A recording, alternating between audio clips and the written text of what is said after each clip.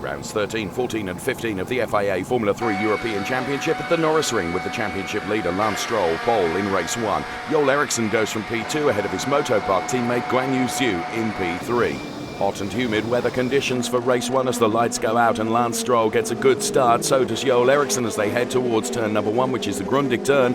And Lance Stroll doing everything he needs to do in terms of protecting the inside line into that hairpin and prevent Joel Eriksson from making a challenge through turn number 1. However, when it comes to the Scholler-S's, Lance Stroll was going to be under pressure from Joel Eriksson, and Joel Eriksson made it count. Look at that. Brilliant move through into P1, Lance Stroll P2. Callum Ilott had to start from P12, 10 positions behind his actual qualifying result due to a penalty for replacing his engine.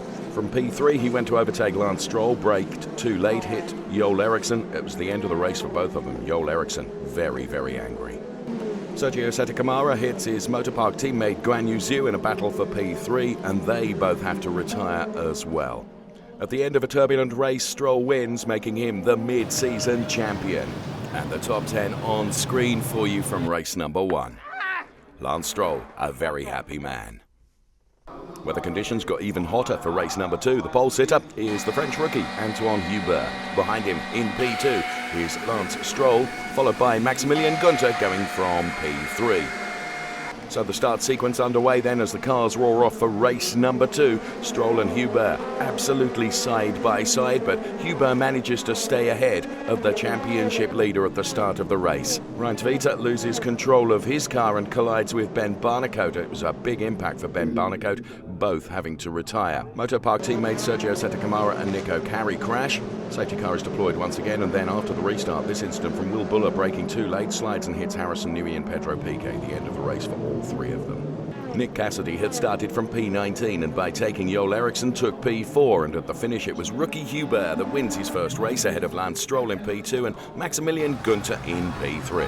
Günther is now second in the Drivers' Championship, going past Callum Ilott, who finished P7. Callum Ilott was quickest in Quali 2, but the engine penalty meant that Lance Stroll would be on pole, Antoine Hubert P2, and Guan Yu Zhu would go from P3. So a flying start behind the safety car due to technical issues with the starting lights. And as they head into turn number 1, there's contact between George Russell and Joel Eriksson. Both spin and have to retire, and the safety car is deployed. This is the sliding Pedro Piquet making contact with Nico Carey following this incident where he was over the back of the Ryan Tvita car and then was sliding helplessly into the path of Nico Carey. This would cause a red flag, and when the race resumed, there were a mere 6 minutes to go. The Cave Styler 24 Muka Motorsport teammates Mikkel Jensen and David Beckman are fighting for P6 but end up crashing just before the end of the race. Jensen and Beckman then right after the crash. The championship leader Lance Stroll once again takes 25 points, crossing the finishing line first ahead of Antoine Hubert and Sergio Sette. So Lance Stroll celebrates a further increase in his championship lead, and Prema Power Team celebrate as well. And on the podium it was Lance Stroll, Antoine Hubert and Sergio Sette.